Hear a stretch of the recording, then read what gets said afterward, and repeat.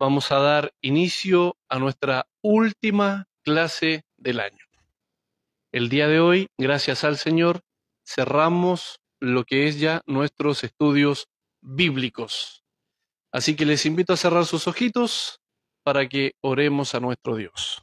Esta clase deben saber que tendrá el mismo hilo homilético que han tenido todas nuestras clases. ¿Qué entienden por eso cuando digo hilo homilético?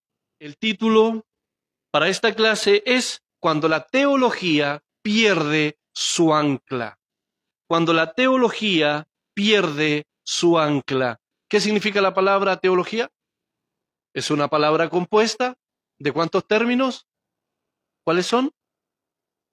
Y que en castellano es teología. ¿Qué significa? ¿O qué define esa palabrita?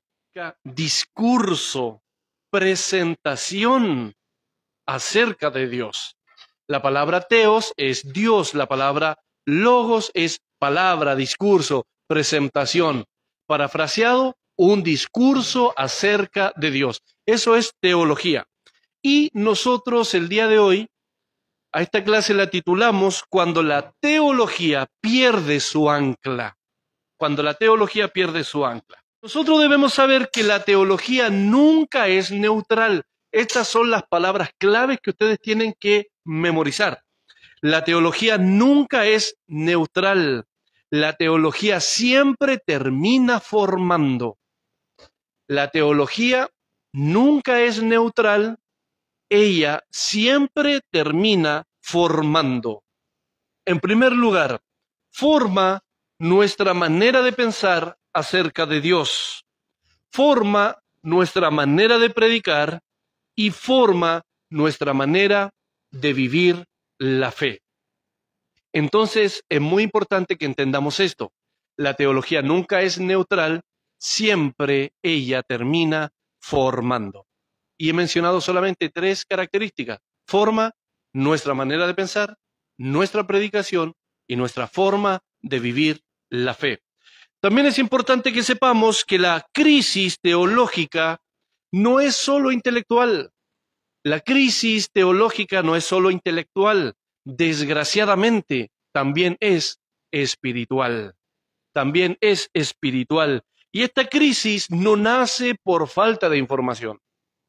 No nace por falta de información, sino que nace o hace su aparición por falta de temor de Dios. ¿Qué significa la palabra temor en la Biblia? ¿Cuántas clases de temor nos presenta la Biblia? ¿O conceptos de temor? 2. Número 1, el temor de miedo. Cuando Isaías dice, no temas, no tengas miedo, no te amedrentes, porque yo estoy contigo. Esa es una forma de temor. Pero también aparece en el proverbio el principio, la apertura, la base de la sabiduría es el temor del Señor. ¿Estará diciendo ahí el proverbista que es el miedo al Señor? Es la reverencia y la inclinación. Entonces, la Biblia presenta 2 conceptos para temor. Uno es de miedo, susto, amedrentarse, y el otro es reverencial, temor reverente. Entonces, la crisis teológica no es solo intelectual, también es espiritual. Y cuando hace su aparición, cuando se pierde el temor de Dios. Cuando la teología deja de arrodillarse ante la palabra escrita y bendita de Dios, empieza lentamente a levantarse sobre ella. Es por eso que Judas, no en vano, escribió a los creyentes, no a los incrédulos, que debemos contender ardientemente por la fe. He anotado el término griego para que nos hagamos una idea de lo que está diciendo el Espíritu Santo por medio de la pluma de Judas cuando dice que debemos contender ardientemente. La palabra griega es epangonizomai. Es la palabra griega, muy bien. Tienen que ejercitarse en estos términos porque eso es lo que inspiró el Espíritu Santo de Dios. Epangonizomai. Y se refiere a luchar, combatir y pelear. por la fe. La palabra ardientemente no aparece en los textos originales, sin embargo aparece en nuestra Reina Valera. ¿Qué significa eso? Significa que el escritor, el traductor de Reina Valera, quiso dar a entender la intensidad con la cual el Espíritu Santo inspiró esas palabras. Podamos hacernos la idea. Entonces la palabra ardientemente fue añadida para dar el sentido intensivo que necesita esa expresión. Ahora, ¿qué significa estas palabras? Contender ardientemente por la fe. Significa que la fe está abajo. Ya nos fue dada. La fe ya se nos fue dada y por ende la fe no necesita ser reinventada. La fe lo único que necesita es ser defendida y anunciada fielmente. Cuando estudiamos apologética, ¿cómo se defendía la fe? ¿Con argumentos? ¿Qué más? Con mansedumbre. Entonces nos podemos dar cuenta que esas palabritas, luchar, combatir, pelear, se están refiriendo a lo intenso en el espíritu, donde nosotros debemos presentar defensa y no irnos todos derrotados a nuestras casas. Número 1. La crisis comienza cuando la revelación deja de ser suprema. La crisis comienza cuando la revelación deja de ser suprema. ¿De qué crisis estamos hablando aquí? De la crisis teológica, muy importante. Segunda epístola del apóstol Pablo, dirigida al joven pastor Timoteo, en el capítulo 3, versos 16 y 17, dice: toda la escritura es inspirada por Dios y útil para enseñar, para redarguir, para corregir, para instruir en justicia, a fin de que el hombre, también decimos ahí nosotros entre paréntesis, mujer, a fin de que el hombre de Dios sea perfecto, enteramente preparado para toda buena obra. Ahora, ¿qué significa que toda la escritura ha sido inspirada por Dios? ¿Qué significa eso? ¿Cómo dijo? Fue exhalada por Dios. ¿Qué significa exhalada? Revelada ya, pero en un sentido más práctico. La escritura no es dictada. La palabra exhalada significa, ¿lo recuerdan? Había un profeta pensando, meditando en la ley del Señor, pensando, preguntando a Dios, y de repente Dios exhaló, sopló su respuesta en la mente y en los corazones de los profetas. Eso significa que toda la escritura es exhalada por Dios. Ahora, ¿qué significa la palabra toda la escritura? ¿Se está refiriendo a los 66 libros que tiene la Biblia? ¿A qué se estará refiriendo el apóstol Pablo?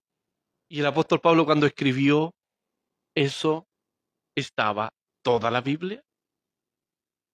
¿Qué pasaría si ustedes estudiaran apologética, cierto? ¿Qué pasaría si le dijeran, ya, pero ¿cuál es toda la escritura? Porque Pablo escribió en el primer siglo y todavía no estaba Apocalipsis. ¿A qué se refiere el apóstol Pablo cuando dice toda la escritura, escribiendo en el primer siglo, cuando todavía no tenían toda la Biblia? Es algo muy importante para ustedes. Para nosotros toda la escritura son los 66 libros que contiene la Biblia. La palabra escritura es grafo y se refiere a escritos que andaban circulando. Entonces, mire, para ser específico, el apóstol Pablo se está refiriendo cuando dice toda la escritura principalmente al Antiguo Testamento, a lo que tenían los sacerdotes y los profetas en el primer siglo. A eso se está refiriendo, al Antiguo Testamento, y también se está refiriendo a algunas porciones del Nuevo Testamento que ya andaban circulando por las iglesias locales. Por eso el apóstol Pedro, cuando está escribiendo, dice, sobre estas cosas nos escribió nuestro hermano amado Pablo. Entonces, en el primer siglo ya andaban cartas, no todas, algunas cartas del apóstol Pablo circulando por las iglesias locales. A eso se refiere el apóstol Pablo cuando dice toda la escritura, al Antiguo Testamento, a la ley, a los profetas, y se refiere a algunas porciones del Nuevo Testamento que andaban circulando, como cuáles, Romanos, Gálatas, andaban circulando por ahí. Esas cartas. Es muy importante que sepan eso. El apóstol Pablo no escribe estas palabras en un contexto cómodo. Él las escribe porque sabía, estaba muy convencido que vendrían tiempos como los tiempos que estamos viviendo hoy, de mucha confusión doctrinal. Cuando dice que toda la Escritura es inspirada por Dios, el apóstol Pablo está afirmando tres cosas. Yo solamente he anotado ahí los conceptos. Primero, afirma que la Escritura tiene un origen divino, Dios. Entonces, con estas palabras, él da a entender que la Escritura no es producto de la reflexión humana, sino que es Dios hablando al ser humano. Y esta crisis hace su aparición cuando la Biblia es tratada como un testimonio religioso, como una experiencia comunitaria. Se juntó un grupito de gente, de repente comenzaron a tener algunas experiencias, y también cuando la gente trata la Biblia de literatura sagrada. Entonces ahí comienza a hacer su aparición esta crisis teológica en medio de una iglesia local. Cuando se trata la Biblia de esta forma, nosotros comenzaremos a ir en descenso y debemos tratar la Biblia como la voz viva de Dios, como la voz viva de Dios. Y debemos entender que cuando la Biblia deja de ser revelación, la teología deja de tener fundamento. Escuchen bien. Cuando la Biblia deja de ser revelación, la teología deja de tener fundamento. ¿Por qué? Porque nuestro estudio acerca de Dios está basado ¿dónde?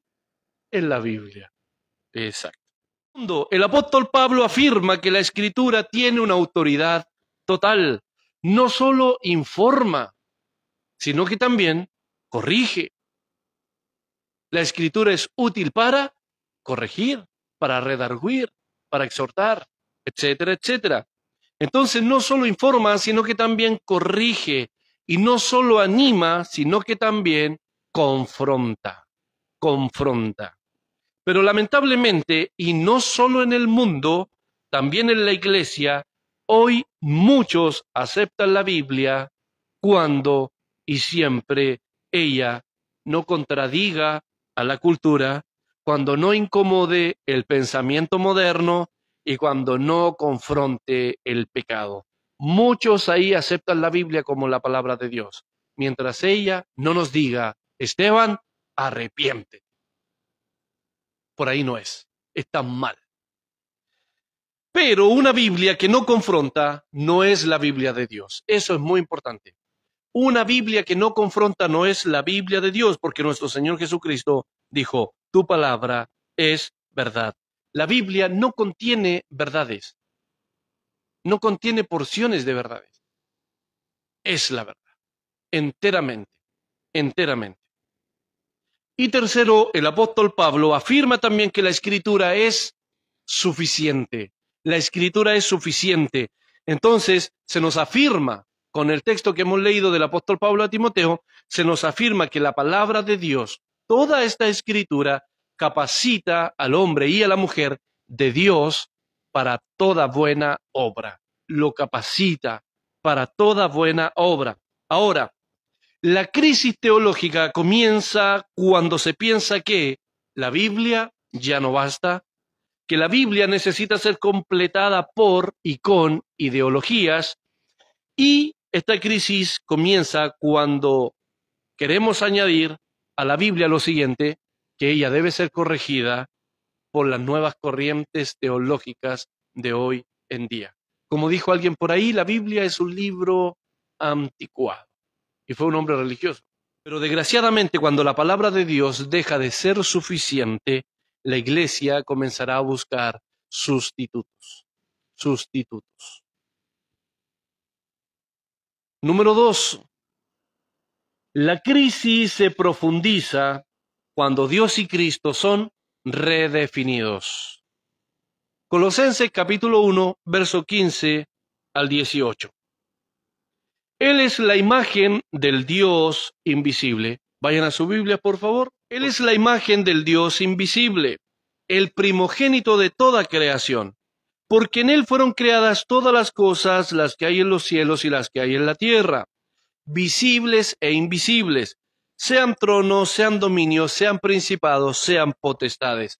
Los términos griegos de lo que acabo de leer implican y denotan la idea de los poderes angelicales. El apóstol Pablo está mencionando jerarquía angelical. Todo fue creado por medio de él, tronos, dominios, principados y potestades. Todo fue creado por medio de él y para él, y él es antes de todas las cosas, y todas las cosas en él subsisten, y él es la cabeza del cuerpo que es la iglesia. Él, que es el principio, el primogénito de entre los muertos, para que en todo tenga la preeminencia. ¿Qué significa ese término, preeminencia? La palabra griega es proteo, y significa para que él sea el primero en todo. Para que él sea el primero en todo, que él ocupa el primer lugar, el primer puesto. Significa que él tiene la supremacía y la influencia, etcétera, etcétera. Eso significa para que él tenga la preeminencia en todo. Entonces el apóstol Pablo aquí está escribiendo a los colosenses. ¿Colosenses de qué iglesia son? De Colosas. Y Pablo está escribiendo con un propósito. Aquí él está enfrentando una falsa espiritualidad, algo que no está muy lejos de nuestra realidad, la cual, por supuesto, no es muy distinta a la de hoy, no es muy distinta a nuestra realidad. Entonces acá Pablo quiere enfrentar y quiere refutar lo siguiente. Primero, quiere refutar un Dios que ha sido reducido o concebido a una escala humana. Entonces, la teología contemporánea siempre tiende a suavizar la santidad de Dios. ¿Qué significa la santidad de Dios? Pero la teología contemporánea ha suavizado la santidad de Dios. Hoy en día, y esto lo hemos oído en muchos púlpitos, levanten la mano los pecadores. ¿Cuántas veces las iglesias han celebrado? Levanten la mano los pecadores, y comienzan los hermanos, amén, amén, amén. Y el que no levanta la mano dice, ya, tú no soy pecador. Hermanos, el pecado mató a Jesucristo. Nosotros no celebramos el pecado. No lo celebramos. Entonces la teología contemporánea siempre tiende a suavizar la santidad de Dios, a minimizar el juicio de Dios y a enfatizar solo su cercanía. El Señor está cerca, hermano. Eso es muy peligroso. Muy peligroso. Pero la Biblia presenta un Dios que es santo, soberano, temible y por supuesto que es amoroso a la vez. El profeta Isaías jamás dijo, qué cercano está el Señor. El profeta Isaías dijo, ay de mí, que soy muerto, porque mis ojos han visto al Señor. Todo lo contrario. Entonces, cuando se pierde la santidad de Dios, se pierde el peso del pecado. Y si se pierde el peso del pecado, se pierde la necesidad de ser redimidos. Por eso los hermanos hoy en día llegan a la iglesia por costumbre, porque ya no saben quién es Dios. Segundo, acá el apóstol Pablo en Colosenses refuta el Cristo reinterpretado. El apóstol Pablo declara que Cristo es preexistente, creador, sustentador y cabeza de la iglesia. ¿Qué significa que Cristo es cabeza de la iglesia? Pero la teología en crisis presenta un Cristo inspirador, el modelo ético y un referente social. Y aunque esto parece muy piadoso, es muy fatal. ¿Por qué? Porque vacía el evangelio de su poder. ¿Y por qué ha vaciado el evangelio de su poder? Porque si Cristo no es un Señor absoluto, entonces jamás podremos ver en Él un Salvador absoluto. Pregunto, ¿qué significa la palabra Señor? Entonces también acá se nos advierte el apóstol Pablo en Colosenses el efecto dominó. ¿Cuál es el efecto dominó? Una mala doctrina de Dios produce una mala cristología, y una mala cristología termina en un falso evangelio. Por eso el apóstol Pablo dice que en él habita corporalmente toda la plenitud de la deidad. Colosenses 2:9. ¿Sabe lo que significa eso? Ese es un versículo para ustedes, para nuestros amigos mormones, testigos de Jehová, judaizantes, que creen que Jesucristo es una creación, que no es Dios. Colosenses 2:9 es un texto y un fundamento bíblico para ustedes. En él habita corporalmente toda la plenitud con D mayúscula de la deidad. ¿Se dan cuenta? En conclusión, no necesitamos otro Cristo, solo necesitamos volver al Cristo bíblico, el Cristo bendito de la gloria. Número 3, la crisis cambia, la crisis teológica, por supuesto, cambia el Evangelio y la misión de la iglesia. La crisis cambia el Evangelio y la misión de la iglesia. Efesios capítulo 2, verso 8 al 9. Porque por gracia sois salvos por medio de la fe, y esto no de vosotros, pues es don de Dios, no por obras para que nadie se gloríe. Entonces, la teología en crisis ha presentado una salvación totalmente redefinida. Y la salvación bíblica es por gracia, mediante la fe y no por obras. Es explícita. La Biblia es explícita. Pero la teología en crisis, ¿qué ha hecho? Traslada la esperanza del perdón al progreso. Traslada la cruz a la política y traslada la fe al activismo, desgraciadamente. Y por supuesto que nosotros no negamos y nunca negaremos la justicia social, la obra social, el bien social, por supuesto que no, pero sí nos oponemos a todo aquello que reemplaza la obra de nuestro Señor Jesucristo en la cruz. Nada puede reemplazar la obra expiatoria de Cristo. Número 2, la crisis teológica ha distorsionado la verdadera misión. ¿Cuál es la verdadera misión, mi hermano? Amén. Nuestro Señor Jesucristo envió a la iglesia a predicar, hacer discípulos y enseñar su palabra. Esa es la gran comisión. Es una trinidad. Predicar, hacer discípulos y enseñar su palabra. Y cuando la iglesia deja de predicar el arrepentimiento, empieza a predicar causas. ¿Qué es el arrepentimiento? Un cambio de actitud, una metanoia, amén, correcto. Entonces, predicar causas, ¿qué significa? Cambiar sistemas antes que cambiar los corazones. Hay que cambiar los sistemas antes que los corazones. En vez de decir, arrepiéntanse y crean en el Evangelio, la gente hoy en día dice, únete a esta causa para mejorar la sociedad. ¿Cómo andan los cristianos hoy día? Entonces la iglesia debe amar al pobre, por supuesto que sí, pero nunca debe abandonar el Evangelio. La iglesia debe amar al pobre, pero nunca abandonar el Evangelio. No podemos ofrecer soluciones temporales a problemas que son eternos. Número 3, esta crisis teológica ha relativizado el pecado. ¿Qué entienden por eso? ¿Relativizado el pecado? Exacto. Vamos redefiniendo todas las cosas. La teología contemporánea explica el pecado, pero jamás lo confronta. Jamás lo confronta. ¿Qué es el pecado para usted en una sola palabra? Mi hermana, correcto. El pecado es un poder misterioso que se opone a Dios y que se opone a su buena voluntad para con los hombres. Todo lo que ustedes han dicho está súper bien, por supuesto que sí, en la práctica. ¿Por qué? Porque el profeta Isaías dice, vuestras rebeliones han hecho división entre vosotros y Dios. Entonces causa una separación el pecado, por supuesto que sí. Entonces la Biblia lo llama rebelión, transgresión y ser culpable delante de Dios. Y si el pecado es solo un problema social, como lo enseña esta crisis teológica, entonces la cruz ya pasa a ser algo innecesario.